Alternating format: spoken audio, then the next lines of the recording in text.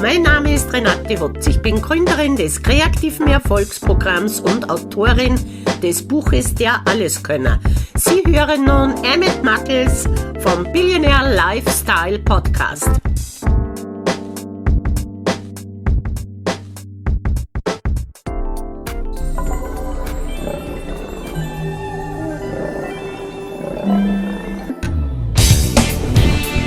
Hey, ladies and gentlemen, welcome to the Billionaire Lifestyle Podcast. This is your host, Emmett Muckles. Today, we are coming at you from Upper Austria. And particularly, I am in Klaus, Austria. I believe I got that right.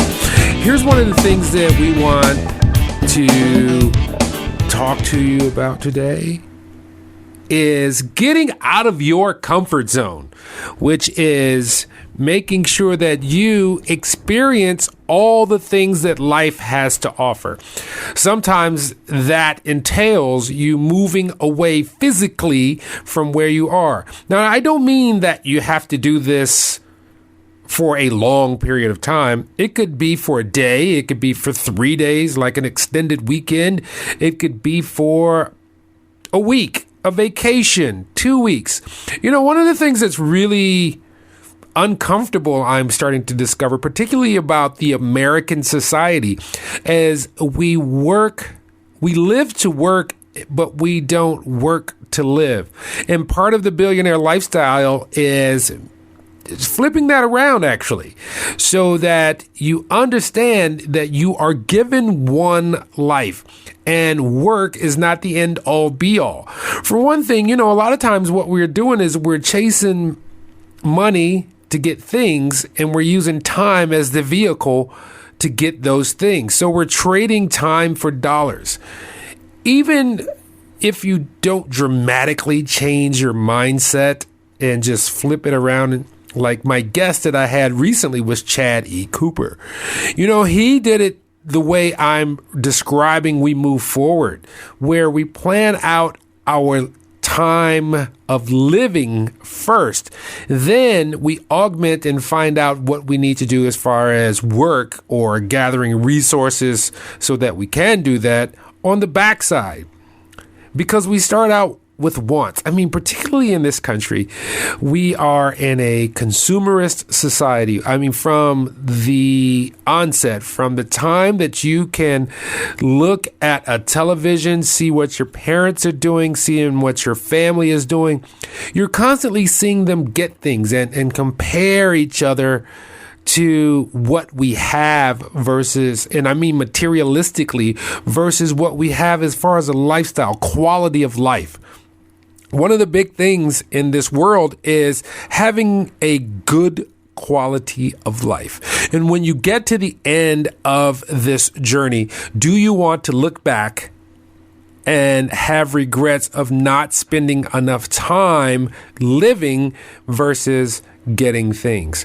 You know, sure, some of us, our job, our occupation is our passion. We love to do it, and that's all in well and good. But for many people, that is not true. The reason they are at their functional job, occupation, work, however you want to spell it out, is so that they can live as meagerly as possible. I wouldn't say meagerly as possible. People are getting by. And let's just stop getting by. Let's craft the life we want. You know, one of the things that I realized that I'm here in Austria is that it's more of a family community occurrence versus us versus them.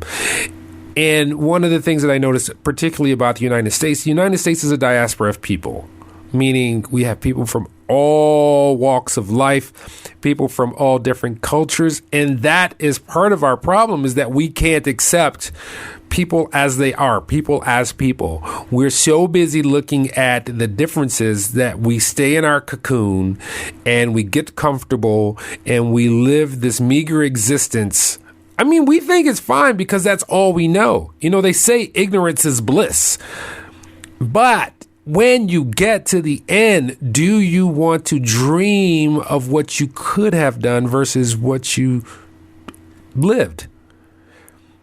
Now, here's what I say. So, for me, it's uncomfortable for me to actually move out of my circle that I am very comfortable with just moving around in, my neighborhood, my city, my state, or just moving out of the United States, just making strides to get out of your circumstances. It's really not comfortable. For one, I am not fluent in any language except for English and slang of America.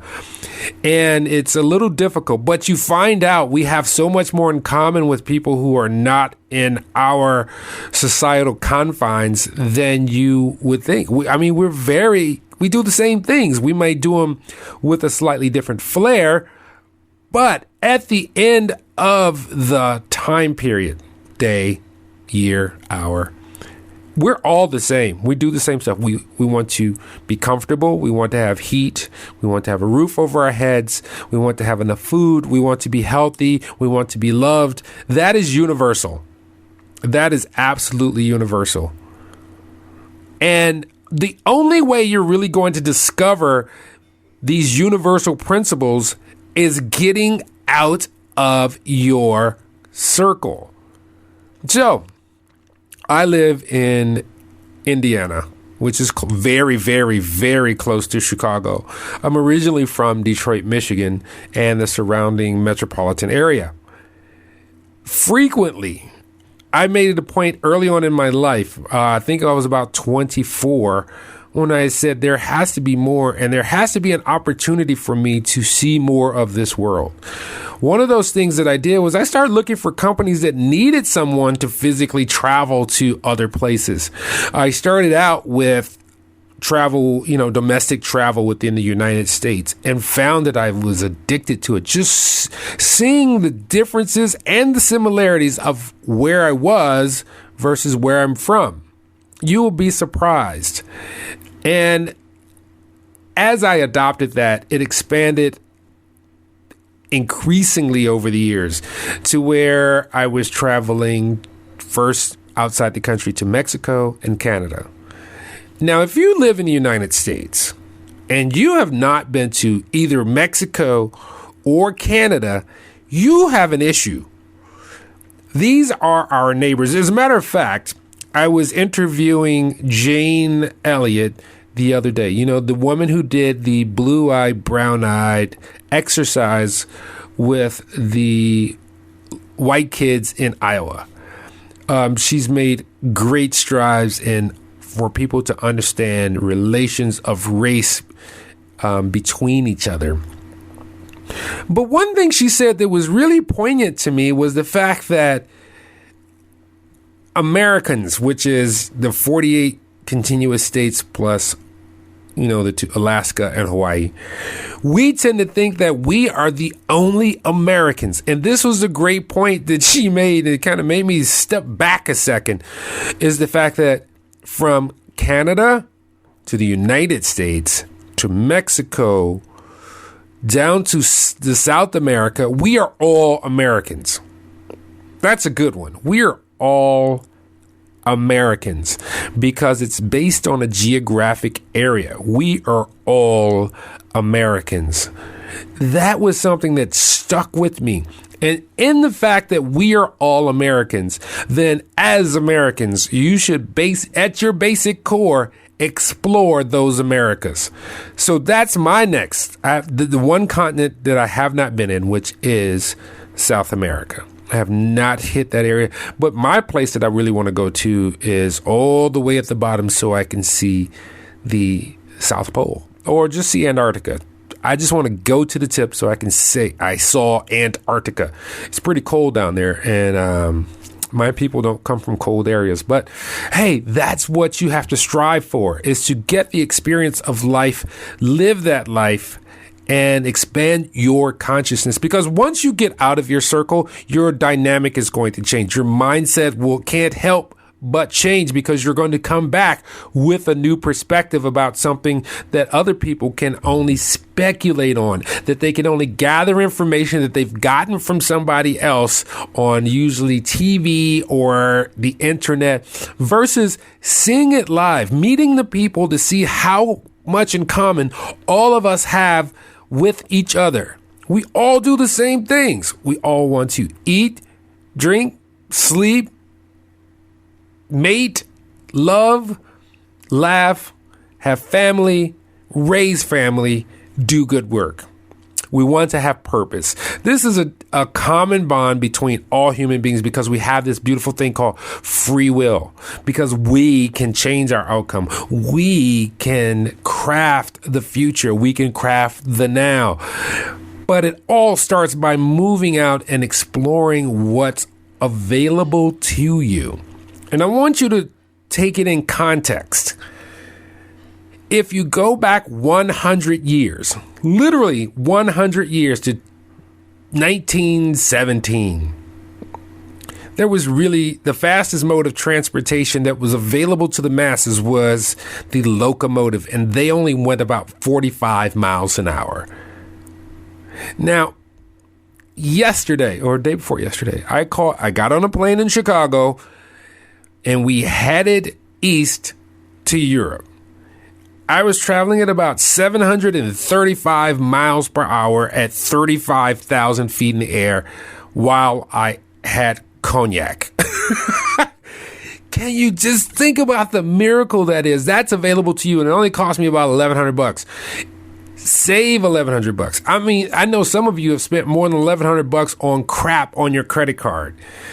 It doesn't take that much for you to get in your car, get the time off work, get in your car, save a few bucks, head to Canada, head to California, head to Mexico. Just do it. Don't drive to Mexico. Trust me. Do not drive your car to Mexico. You will be jacked. I'm just saying. I'm from Detroit. I know how these things work. But this is all I'm saying to you guys. I want you to open up your experience. I want you to open up your mindset. Start small. If you've never been outside of the state that you live in and spent time with someone, just book an Airbnb. Go to another state, book an Airbnb, because Airbnbs are hosted by someone. So if you book an Airbnb, someone who's offering a room, you're going to meet someone new. And then these people are really nice. So when you get there, ask them, hey, where can I meet some people? Or just go on, book an Airbnb for a weekend. Take a Friday off. Leave Thursday night. Head to somewhere else. Stay in an Airbnb. But before you go to meetup.com and try to find out some interest that you have where people are meeting in the time frame you're going to be in this remote location. You will get a new experience. Trust me. If all else fails, just visit a Toastmaster. These are things that are made for you to communicate and socialize with other entities.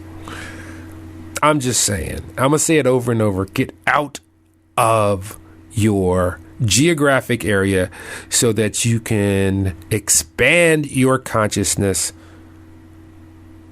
for living. Till next time.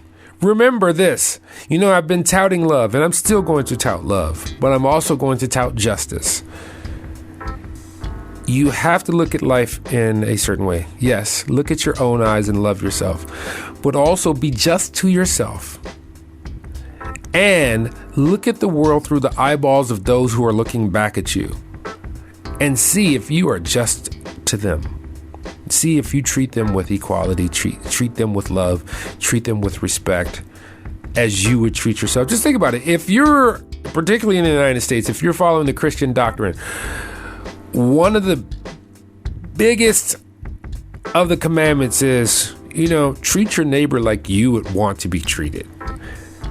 And just because your neighbor doesn't have the same hair texture as you, or believe something slightly different, but they treat you as a human, treat them like a human.